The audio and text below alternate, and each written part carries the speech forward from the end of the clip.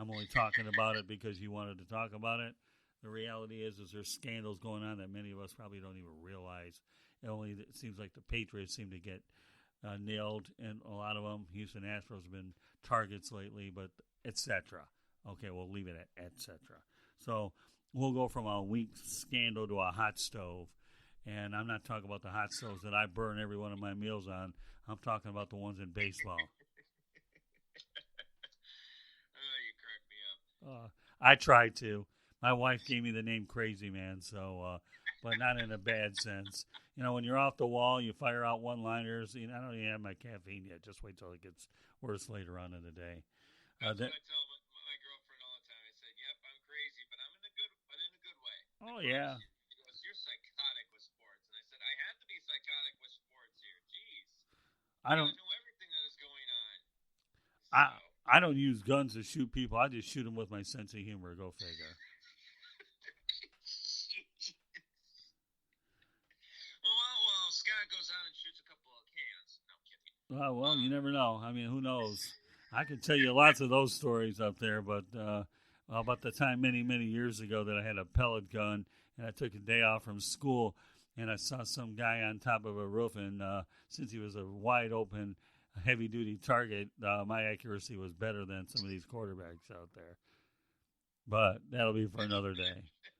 And boy, I'll tell you, his never mind. He felt it. He was certainly a wide target to get him with a pellet gun.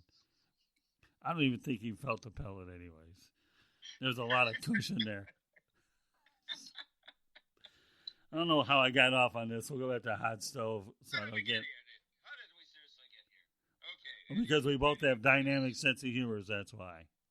Oh yeah, definitely. I mean, come on. Let's be honest. We've had our topic list. We've had our production meeting and all that kind of stuff. But when you get on the air, sometimes you kind of go off the bend a little bit. So no, I get that. Well, that's what makes it fun.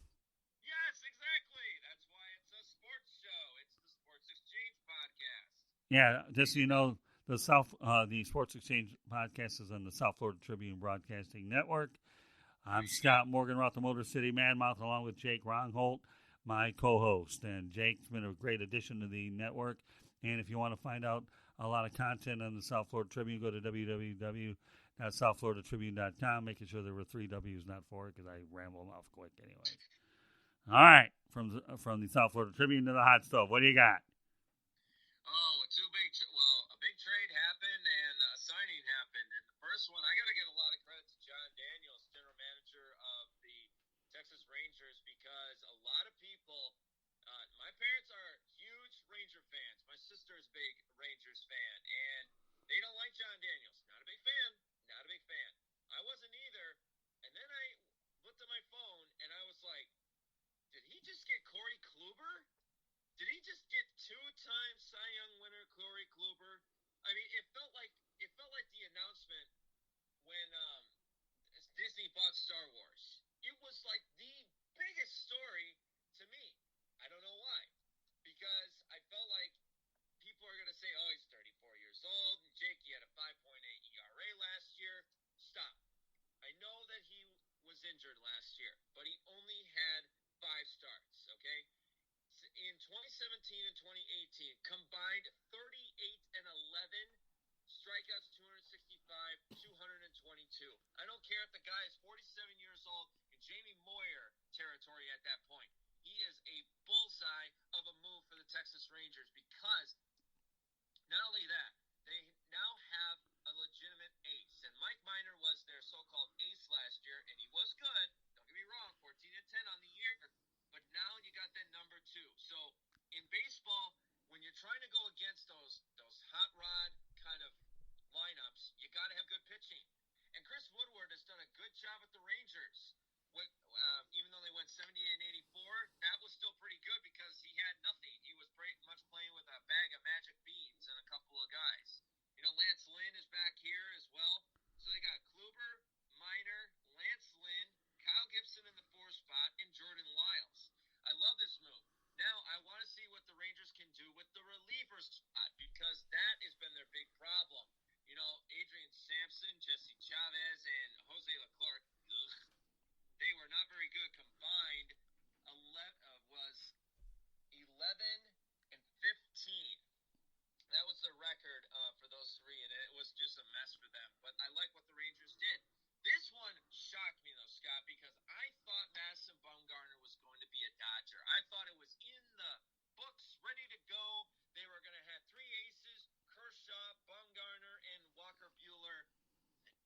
Diamondbacks went and got him, signed him to a 5-year, $85 million deal.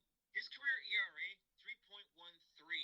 The best ERA last year for the Diamondbacks was Mike Leake with a 4.29 ERA, and that was their so-called ace. Now the Diamondbacks have an ace, and actually they are actually building up something nicely in Arizona.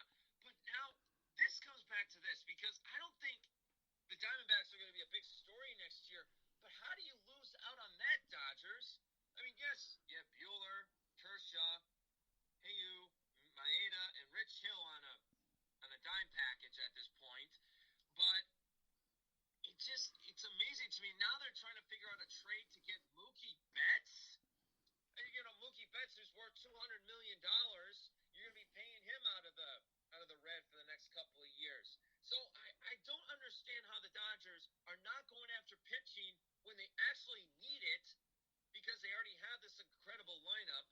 But, Scott, Diamondbacks, Madison Bumgarner, didn't see that one coming, but what a move. All right, let's break down the Kluber move. First of all, okay, Kluber, thankfully, leaves the Cleveland Indians to go to Texas, so the Tigers don't have to see him anymore. Number one. We like that back home. Oh, yeah. Well, yeah, no, problems. We don't need him anymore. Item number one. The one addition you're forgetting that the Rangers made is they're moving into a new ballpark. Yes, sir. A dome stadium, retractable dome, whatever they got to do. So finally the weather is in their control, and it makes it a desirable situation. I think the Rangers made the right move trying to find an ace, and they attempted to, and to at least come up with something was a good move. So they got a brand new ballpark that you can play indoors and outdoors. Great move by the Rangers, a move that's probably long overdue.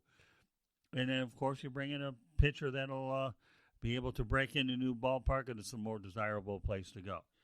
Bumgarner, well, let's not forget about a couple of interesting things here. Yep. While I understand that Dodgers could use more pitching, and they have a lot of it, Bumgarner moved to Arizona. Do you know the reason, right? Don't you? No, I don't. Well, he's a horse guy. And I don't think you're going to get a whole lot of horses in L.A., a lot more smog than you're going to get horses, okay?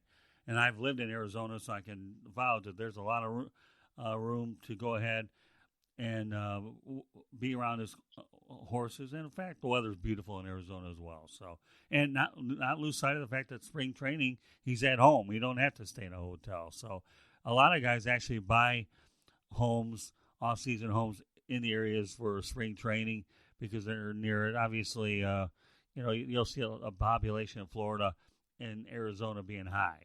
So, the Giants offered him $70 million. That wasn't enough.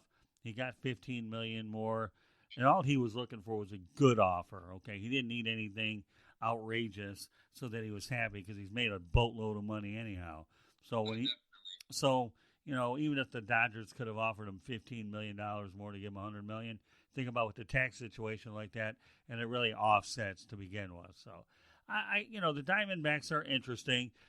Sometimes you're not sure what direction they're going to go in. But you know what? The Diamondbacks are a decent club, and I think that division's wide open. And when you talk about the Dodgers not adding Bumgarner, yes, they probably could have used pitching, but, they're starting to become dollar conscious as well. They don't want to sit here. They found that by spending so much money, it hasn't earned them that World Series since they've had since 1988. So if they feel that Mookie Betts is the type of guy that they can lock in, a good power hitter and a tremendous offensive player, then yeah, I'd go after Mookie Betts, because I think the Red Sox are on the verge of a fire sale, and the Dodgers are a team that's desperate. So, as much as you'd like to think you could have Bumgarner and you can have Betts, I don't think what the Dodgers doing is really overly that bad. If they can get Betts, more power to them. But Baumgartner wanted to play with Arizona. He wanted a reasonable offer. And, at this point in his life, he wanted to be around his horses and find a suitable place to uproot his family. I have no problem with either of those moves. We have two more topics to get to, Jake. Talk about Joe Burrow winning the Heisman in a landslide. Not that it surprised anybody anyways. I don't know what else to say about Joe Burrow here for a minute, but watching his Heisman speech, it really touched me. I'm not going nice kid. He's just an all-around good kid. And here's somebody who did not play for 3 years. Before he got to LSU, he was 29 for 39, 287 yards, and 2 touchdowns with Ohio State overall. Keep in mind that Urban Meyer, in those years, went with Braxton Miller and J.T. Barrett. So he never gave him a shot. So there you go. And here, once again, I feel like I have another script for a sports movie in the making. We got the Kurt Warner one, so we got that one. And then we got this one. Because Joe Burrow is a life-size sports movie. And that's what I feel like. He was emotional during the Heisman Trophy, so that's perfect. So you can get a director and you get a star there playing Burrow, and he can sit there and do the entire speech that he did. How emotional, how he kept getting sniffles because he was trying to keep from just all-out crying here. He was just immensely thankful to LSU for giving this Coach Orgeron this opportunity. Because in his last 2 years, 7,609 yards, 64 touchdowns, and 11 interceptions. This year he had 48. 48 touchdowns. Are you kidding me? And that's the thing about Burrow that I just really like so much.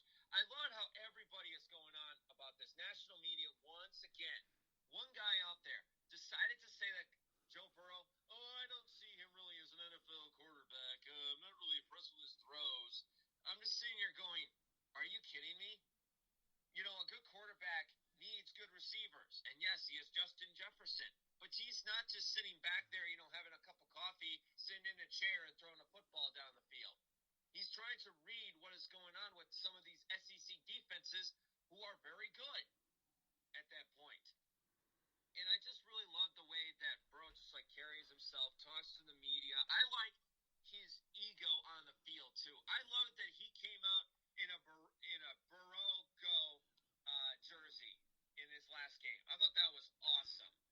And I think he could be just a good injection for a team like the Cincinnati Bengals, for example, if they decide to go get Joe Burrow. Because keep in mind, the kid came out of Ohio, so he's an Ohio kid right. there. Good point. He fit right in.